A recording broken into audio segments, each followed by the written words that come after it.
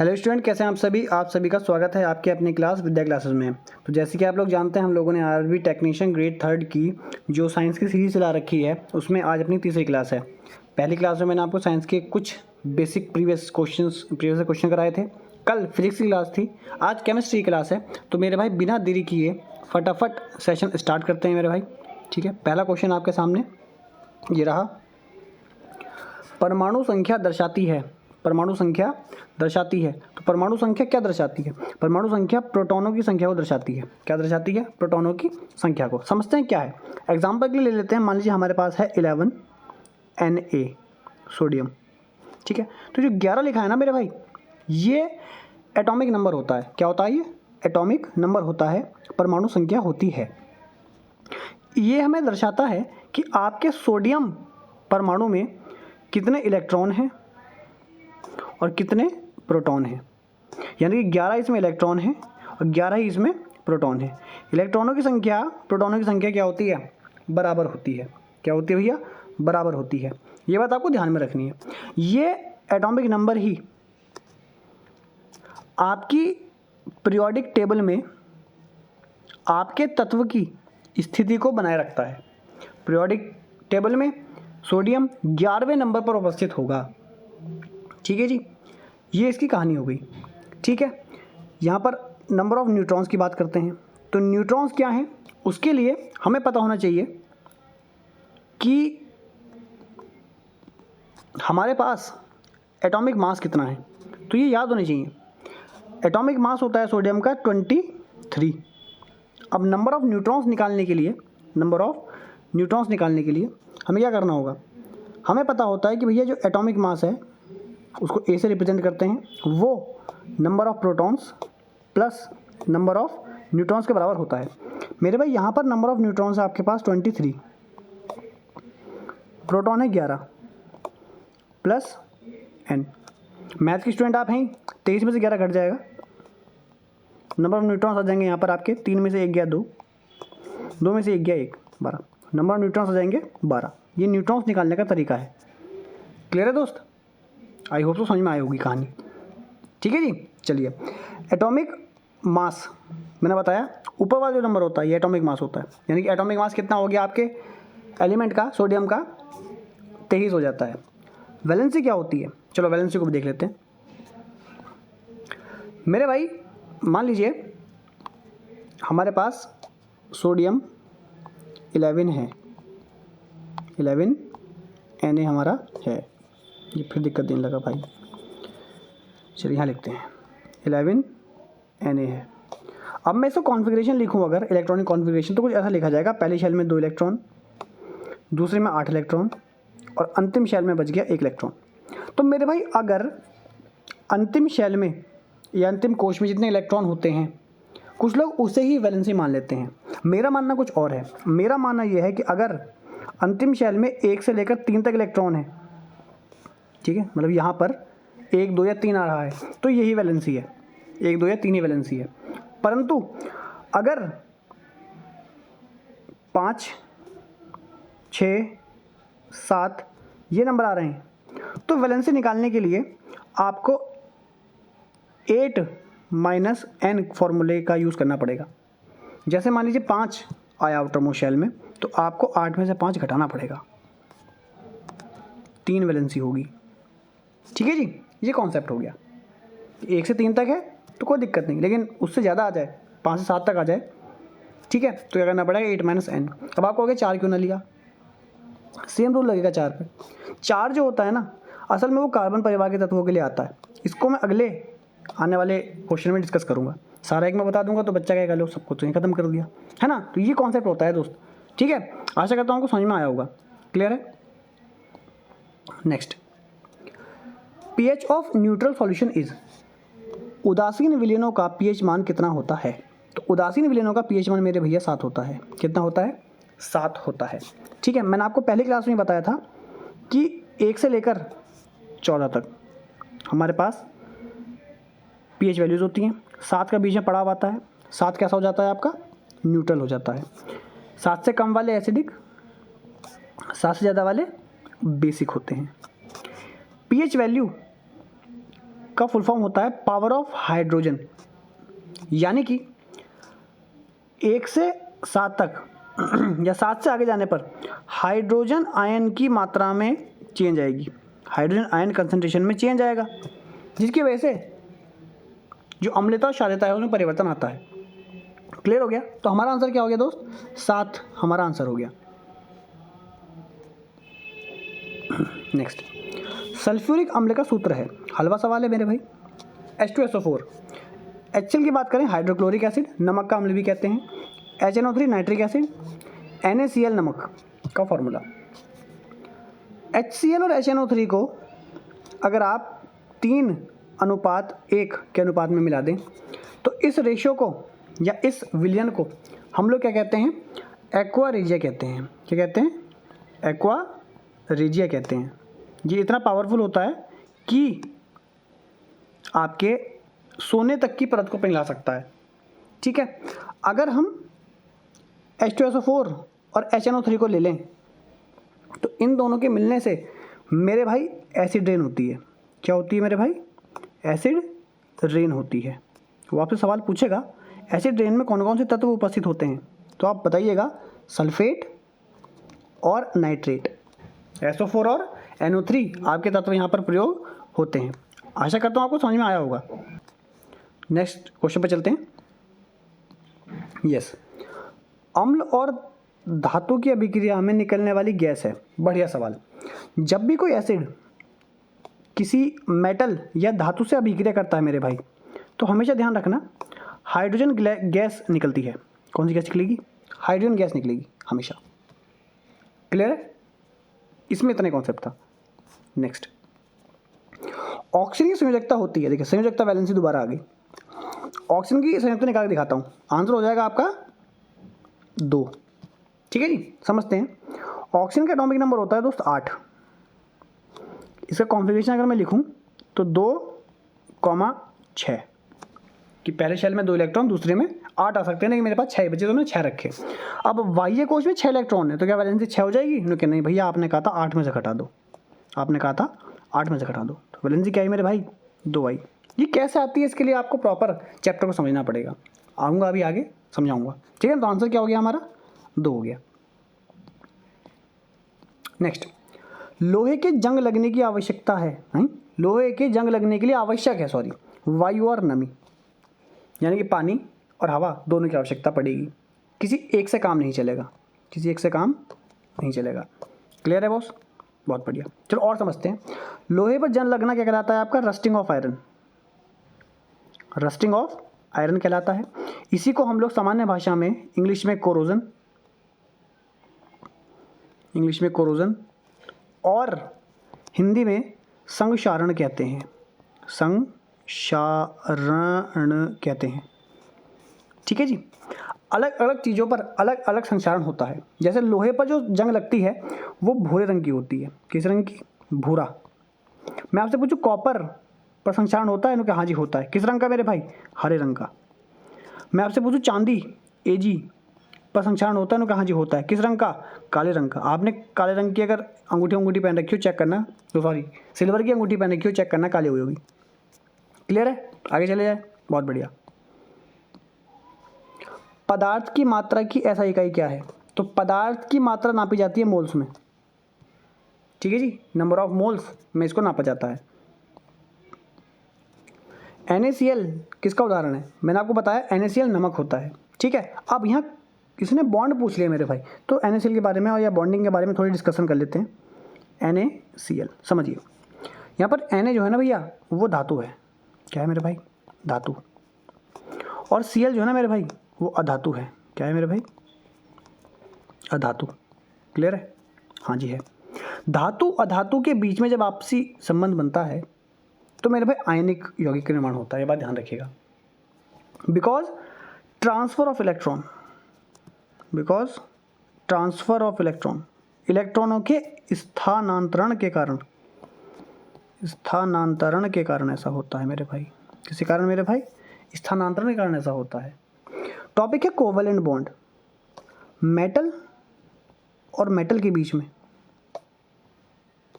Covalent bond बनेगा। Non metal आगे करें, चलिए। Non metal plus non metal के बीच में भी कोवेलेंट बॉन्ड बनेगा। आई बात समझ में? कोवेलेंट बॉन्ड जो होते हैं ना, ये हाइड्रोकार्बन में भी बनते हैं। किस में बनते हैं? ये आपके हाइड्रोकार्बन में भी बनेंगे, हाइड्रोकार्बन में भी बनेंगे। जैसे CH4, it's methane, it's methane. इसमें कार्बन और हाइड्रोजन के मध्य जो बॉन्ड होते हैं वो कोवेलेंट बॉन्ड होते हैं। और कोवेलेंट बॉन्ड ना बहुत ज़्यादा जल्दी टूट जाते हैं। इनका जो गलनांक है वो कम होता है, इनका जो गलनांक है वो कम होता है। समझे आप? समझाने के लिए बहुत कुछ है, लेकिन छोटी क्लास में मैं सब कुछ नहीं समझा पाऊँगा, उसके लिए अलग सेशन लाने पड़ेंगे। जल है, जल क्या है मेरे भाई? एक यौगिक है। यौगिक क्या होते हैं? दो या दो से अधिक एलिमेंट मिलकर, मॉलिक्यूल्स मिलकर कंपाउंड या यौगिक बनाते हैं। क्या बनाते हैं? कंपाउंड या मॉलिक्यूल बनाते हैं। ऐसा करता हूँ, आपको बात समझ में आ रही होगी। क्लियर है? Next one. और भी चीज़ें, एक सेकंड रुकिए। एलिमेंट क्या होता है? सबसे शुद्धतम रूप किसी भी मैटर का वो एलिमेंट कहलाता है। मिक्सचर क्या है? दो या दो से ज़्यादा कंपाउंड आपस में मिलने पर मिक्सचर बनाते हैं। जैसे चीनी एक कंपाउंड है, प्लस वाटर यानी कि पानी, ये भी एक कंपाउंड है। दोनों मिलकर शिकंजी बना देंगे। चीनी का फॉर्मूला बताओ। C12 H22 O11, और पानी तो होता है H2O है। ठीक है जी। ये आगे चलकर टूट जाएगा C6 H12 O6, और सेम यही चीज़ आगे भी टूटेगी। ठीक है ना? तो इतनी बात आपको समझ में आनी चाहिए। This is glucose, it is glucose, it is glucose. आशा करता हूँ समझ में आया होगा। एलॉय क्या होता है? दो या दो से ज़्यादा मेटल या दो या दो से ज़्यादा नॉन मेटल आपस में मिलाने पर अलॉय का निर्माण होता है। ठीक है जी। मिश्र धातु कहते हैं। क्या होगा? पोस्टमार्टम सा हो गया क्वेश्चन का। परमाणु द्रव्यमान की इकाई है। परमाणु द्रव्यमान की इकाई क्या होती है मेरे भाई? AMU। ठीक है जी। एटॉमिक मास यूनिट इसका फुल फॉर्म होता है, ध्यान रखिएगा। नेक्स्ट, सोडा वाटर में प्रयुक्त गैस है। सोडा वाटर खोला है कभी? अब आ जाती है, it is carbon dioxide, it is carbon dioxide. Clear है? निम्न में से सबसे प्रबल अम्ल, सबसे प्रबल अम्ल पूछा है भाई। इनमें और कोई है नहीं अम्ल, एक ही तो अम्ल दिया, उसमें प्रबल पूछ लिया, HCl। प्रबल अम्ल कौन से होते हैं ये बात करते हैं। एक तो होता है मेरे भाई HCl, एक होता है H2SO4, H2SO4, एक होता है मेरे भाई HNO3। ये तीनों प्रबल अम्ल है। अभी पहले क्वेश्चन में डिस्कस करे थे शायद हमने, है ना? ये बात आपको ध्यान रखनी है। इसके अलावा सारे दुर्बल। लोहे पर जिंक चढ़ाने की प्रक्रिया कहलाती है गैल्वेनाइजेशन। इस प्रक्रिया के द्वारा लोहे को जंग से या संक्षारण से बचाया जा सकता है। किससे बचाया जा सकता है? रस्टिंग से बचाया जा सकता है। नेक्स्ट, मोलैरिटी की इकाई क्या होती है? मोल पर लीटर, डायरेक्ट याद कर लेना, 11वीं क्लास का कॉन्सेप्ट है। ऑक्सीकरण में होता है इलेक्ट्रॉनों की कमी, लॉस ऑफ इलेक्ट्रॉन। और इलेक्ट्रॉनों की कमी आपको देखने के लिए मिलती है मेटल्स में। कमी देखने को मिलती है मेटल या धातुओं में, मेटल या धातुओं में देखने को मिलती है। समझ में आ रही बात? हाँ जी बिल्कुल आ रही है। ठीक है, यानी कि ऑक्सीकरण जो होता है वो मेरे भाई किस में देखने को मिलेगा? आपको मेटल्स में ज़्यादा देखने को मिलेगा। यानी कि नॉन मेटल में क्या होता होगा फिर? तो नॉन मेटल में गेन ऑफ इलेक्ट्रॉन होता होगा, इलेक्ट्रॉनों की प्राप्ति होती होगी, है ना? ये इलेक्ट्रॉनों में गेन ऑफ इलेक्ट्रॉन देखने को मिलता होगा। किसमें? आपका नॉन मेटल्स में।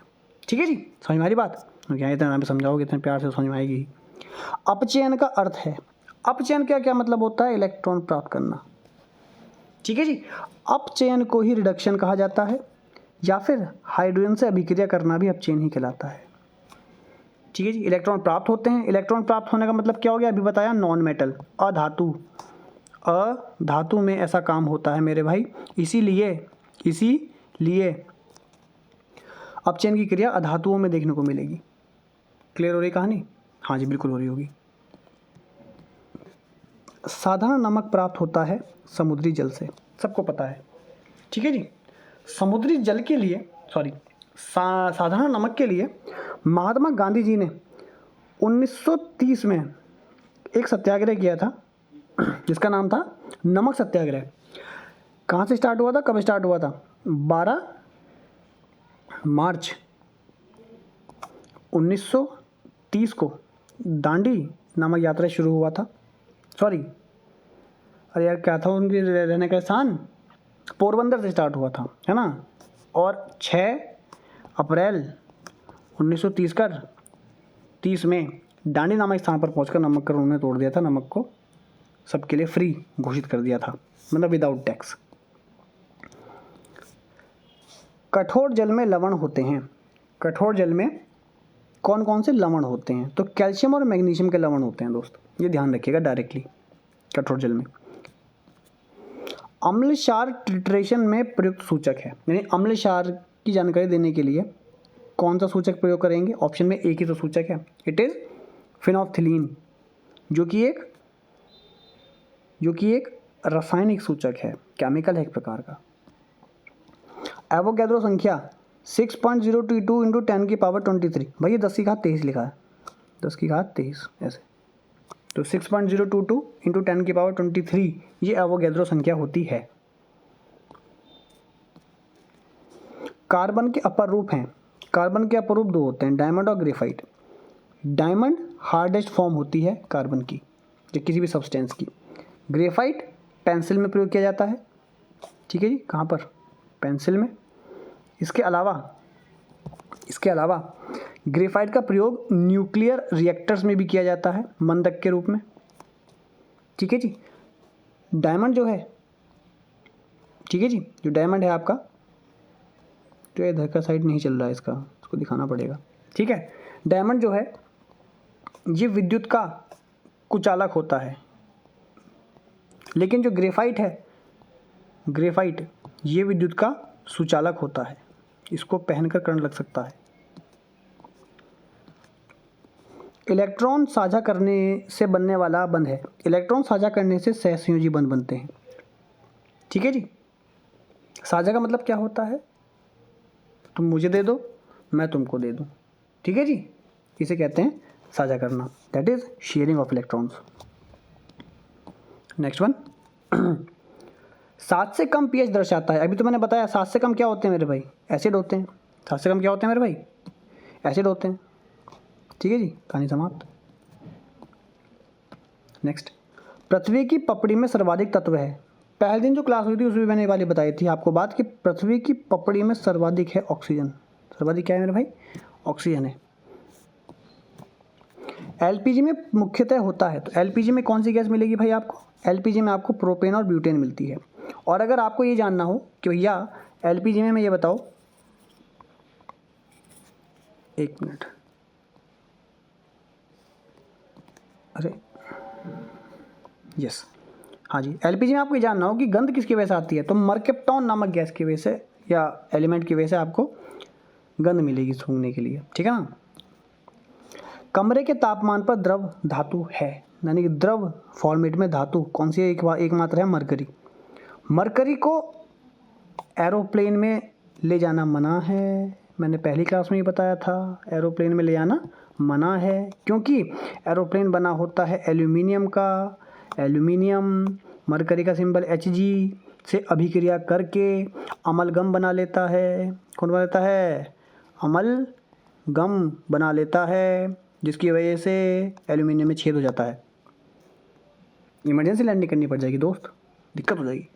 नेक्स्ट, बेकिंग सोडा का रासायनिक सूत्र, रासायनिक नाम पूछा है, चलो। बेकिंग सोडा होता है आपका खाने का soda, it's sodium bicarbonate, sodium bicarbonate. Clear? अम्ल वर्षा का पीएच लगभग होता है, अम्ल वर्षा मैंने भी समझाई थी पीछे, आप जाके देख सकते हैं, less than 5.6, less than 5.6। Next, अभिक्रिया की गति बढ़ाने वाला पदार्थ है, मतलब अभिक्रिया किससे बढ़ती है? केवल गति बढ़ती नहीं है, घटती भी है। क्वेश्चन बनाने वाले ने क्वेश्चन में कमी छोड़ दी। उत्प्रेरक कैटलिस्ट अभिक्रिया की गति को बढ़ा भी सकता है और कम भी कर सकता है, और खुद कभी भी अभिक्रिया में भाग नहीं लेता। ये है क्वेश्चन तो बनने लायक। अभिक्रिया में स्वयं भाग नहीं लेता है लेकिन सिस्टम मिला देता है। समस्थानिक अलग होते हैं, अलग होते हैं। समस्थानिक में क्या अलग होता है? समस्थानिक क्या होते हैं भैया? जहाँ पर सेम एटॉमिक नंबर हो, सेम एटॉमिक नंबर हो, वहाँ पर क्या होता है? समस्थानिक होता है। एटॉमिक नंबर सेम होते हैं जहाँ पर। ठीक है जी। चलिए, तो एटॉमिक नंबर सेम होंगे तो इलेक्ट्रॉन भी सेम होंगे और प्रोटॉन भी सेम होंगे। ठीक है जी। तो प्रोटॉन भी सेम होंगे, इलेक्ट्रॉन भी सेम होंगे, ये तो कट गया। एटॉमिक नंबर भी सेम होंगे। ठीक है, तो अलग क्या होगा? न्यूट्रॉन्स अलग होंगे। क्लियर कहानी? पहले सवाल में एक्सप्रेशन अच्छी करी थी मैंने इसकी। जल के विद्युत अपघटन से बनता है। भाई जल होता है H2O, आपने इसमें करंट लगा दिया, H अलग O अलग, हाइड्रोजन और ऑक्सीजन बनेगा, और कुछ बन भी नहीं सकता। सांद्रता की इकाई क्या है भाई? सांद्रता की इकाई होती है जो मोलरता की होती है, मोल पर लीटर, मोल पर लीटर। क्लियर है? आ रही बात समझ में? हाँ जी आ रही होगी। ठोस से सीधे गैस में परिवर्तन। मेरे भाई कोई ठोस है, सॉलिड है, आपने उससे सीधा गैस से परिवर्तन कर दिया, इट इज़ कॉल्ड ऊर्ध्वपातन। ठीक है। और अगर मैं कहूँ गैस से सॉलिड में लेकर जाना, गैस से सॉलिड में लेकर जाना, तो क्या कहलाता है? डिपोजिशन कहलाता है। क्या कहलाता है? डिपोजिशन। कंडेंसेशन क्या होता है? भाप से पानी का बनना, भाप से लिक्विड का बनना, ये गैस है, कंडेंसेशन। इवापोरेशन क्या है? लिक्विड से गैस का बनना। ठीक है जी। और फ्रीजिंग क्या है? पानी को जमा दीजिए, सॉलिड बना दीजिए, इट इज फ्रीजिंग। कहानी समाप्त भाई। ऐसे ही होता हमारे यहाँ। सबसे अभिक्रियाशील धातु है तो भैया केदारनाथ का माली। देख लो भाई, सबसे क्रियाशील कौन है? पोटेशियम। उसके बाद सोडियम, और तो ऑप्शन में नहीं है। पोटेशियम। सबसे कम क्रियाशील कौन है मेरे भाई? गोल्ड। गोल्ड सबसे कम क्रियाशील है, इसीलिए इसके आभूषण बनते हैं, ज्वेलरीज बनती हैं। ठीक है जी। सिल्वर पर भी कोरोजन हो जाता है, मैंने अभी आपको बताया, काले रंग का। किस रंग का? काला रंग हो जाता है। कॉपर अभी बताया, हरा रंग हो जाता है। मेरे भाई समझिए चीज़ों को, क्वेश्चन फंसेगा मेरे भाई, बिल्कुल फंसेगा यार। अभी तो बहुत कुछ बचा है। चलिए, ब्लीचिंग पाउडर में होता है, फॉर्मूला समझो पहले ब्लीचिंग पाउडर का। क्या होता है ब्लीचिंग पाउडर का फॉर्मूला? कोई बताएगा मुझे? CaOCl2। ठीक है जी। तो ब्लीचिंग पाउडर में क्या होगा? NaCl है कहीं? ना। HCl है? ना। CO2 है? ना। बचा क्या? Calcium oxychloride. ये इसका फॉर्मूला भी है, calcium oxychloride, calcium chloro hypochloride, ये भी इसके नाम होते हैं। ध्यान रखना होगा आपको। जल की कठोरता हटाई जाती है भाई, उबाल दो, जल की कठोरता कम हो जाएगी। ठीक है जी, क्योंकि नमक उड़ जाएगा। क्लियर है वो दोस्त? आ रही मेरी बात समझ में? हाँ जी आ रही है। अमोनिया का सूत्र NH3। धुरंधर मूवी देखी है? उसमें वो बार बार जो गायब कर रहा था अक्षर, वो किसकी वजह से होते हैं? अमोनिया की वजह से। ये ध्यान रखना। तत्व का सबसे छोटा कण, तत्व का सबसे छोटा कण मेरे भाई परमाणु होता है। परमाणु छोटा कुछ नहीं होता, सबसे छोटा कण परमाणु ही होता है, एटम ही होता है। नेक्स्ट वन, परमाणु द्रव्यमान की इकाई। परमाणु द्रव्यमान की इकाई क्या होती है? परमाणु द्रव्यमान की इकाई बताओ। अभी तो बताया द्रव्यमान, एटॉमिक मास यूनिट, AMU। भाई चल जा भाई प्लीज़। ठीक है। सहसंयोजक यौगिकों में होता है। सहसंयोजक यौगिकों में क्या होगा? मैंने अभी आपको बताया था, सहसंयोजक यौगिकों में बहुत कुछ होता है। इसमें क्या दे रखा है? Low melting point, this is the answer. Melting point कम होता है, अभी मैंने आपको समझाया था। क्लियर है? होली का मौसम है, DJ विजय हर जगह बज रहे हैं, तो आप थोड़ा सा अपने आप को पढ़ाई में लगाने का काम करें। वेल्डिंग में प्रयुक्त गैस। वेल्डिंग में मेरे भाई एसिटिलीन और ऑक्सीजन दोनों होती है। सवाल बनाने वाला होशियार है, ओनली डाल दिया, ओनली की वजह से कट गया, बाकी ये दो तो होते ही नहीं। Answer is acetylene. Next one, रासायनिक परिवर्तन में शामिल है। रासायनिक परिवर्तन कौन से होते हैं दोस्त? जब एक एलिमेंट से आप दूसरा एलिमेंट बना दो और उसकी प्रॉपर्टीज चेंज हो जाएं, प्रॉपर्टीज चेंज हो जाएं। ठीक है। और इससे क्या दोबारा ये प्राप्त हो सकता है? नहीं, इससे दोबारा प्राप्त नहीं हो सकता। जैसे आपने दूध से आपने दही बना दी। मेरे भाई दही से दोबारा दूध बन जाएगा क्या? क्योंकि सर असंभव, रिपीटेशन नॉट अलाउड। ठीक है, तो हर बार दूध से दही बनी, नया सब्सटेंस बना? हाँ जी बना। चेंज ऑफ स्टेट, क्या दूध और दही में स्टेट बदली? दूध लिक्विड होता है, दही भी लिक्विड होती है। ये कहानी गलत हो गई। अरे वाह, ये क्या हो रहा है? एक सेकंड दोस्त, हाँ ये कहानी गलत हो गई। चेंज ऑफ साइज़, साइज़ का कोई इम्पैक्ट नहीं होता। चेंज ऑफ शेप, शेप का कोई इम्पैक्ट नहीं होता। दूध का कोई शेप ही नहीं होता, दही का कोई शेप ही नहीं होता। HCl और NaOH से बनने वाला लवण है। HCl और NaOH, देखो अभी क्या, देखो भाई वो आपसे रिएक्शन पूछ रहा, HCl मेरे भाई प्लस NaOH, NaOH मेरे भाई डिस्प्लेसमेंट रिएक्शन होगी। क्या होगी? डिस्प्लेसमेंट रिएक्शन होगी। H चला जाएगा OH के साथ, Na चला जाएगा Cl के साथ। It will be NaCl plus H2O। That is NaCl। कहाँ है भाई? है कहीं? हाँ ये रहा, this is my answer. Next one, आवर्त सारणी व्यवस्थित है। अभी मैंने बताया था आवर्त सारणी एटॉमिक नंबर पर डिपेंड करती है। एटॉमिक नंबर मतलब परमाणु क्रमांक पर डिपेंड करती है। सबसे अधिक विद्युत ऋणात्मक तत्व, बहुत बार पूछा गया क्वेश्चन है, फ्लोरीन सबसे ज़्यादा विद्युत ऋणात्मक, निगेटिव है सबसे ज़्यादा, बहुत निगेटिविटी है इसके अंदर। लाल लिटमस नीला होता है, लाल लिटमस नीला हो जाता है किसमें? क्षार में। ठीक है, और नीले से लाल करना हो तो, नीले से लाल करना हो तो अम्ल का प्रयोग करेंगे। क्लियर है? हाँ जी।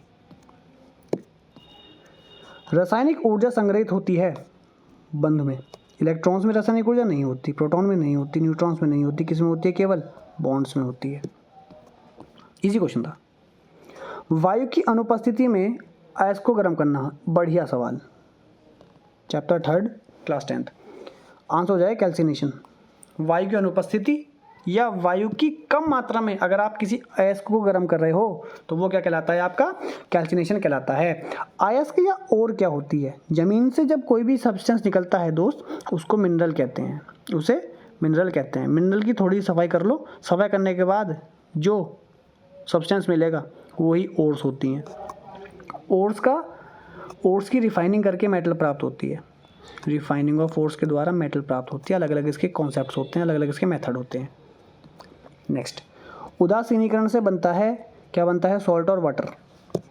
ठीक है जी, चलिए। सिरके में पाया जाने वाला अम्ल, भाई सिरके में क्या पाया जाएगा भाई? क्या नाइट्रिक अम्ल? ना। सल्फ्यूरिक अम्ल? मुंह फूक जाएगा भाई। सिट्रिक अम्ल? ना। क्या भाई? एसिटिक अम्ल। सिरके का रासायनिक फॉर्मूला भी क्या होता है? एसिटिक एसिड होता है। आई होप सो कि आपको समझ में आया होगा। क्लियर है बॉस? ये थी मेरे भाई आपकी क्लास। आशा करता हूँ आपको समझ में आया होगा। ठीक है, और अगर समझ में आया हो तो बड़ी अच्छी बात है। आप हमारी क्लास को लाइक शेयर करें। आप चैनल पर नए हैं तो चैनल को सब्सक्राइब करें। ये हमारा मोटिवेशन होगा। Thanks for watching. जय हिंद, वंदे मातरम, भारत माता की जय। और हाँ, छोटी होली की आप सभी को हार्दिक शुभकामनाएं।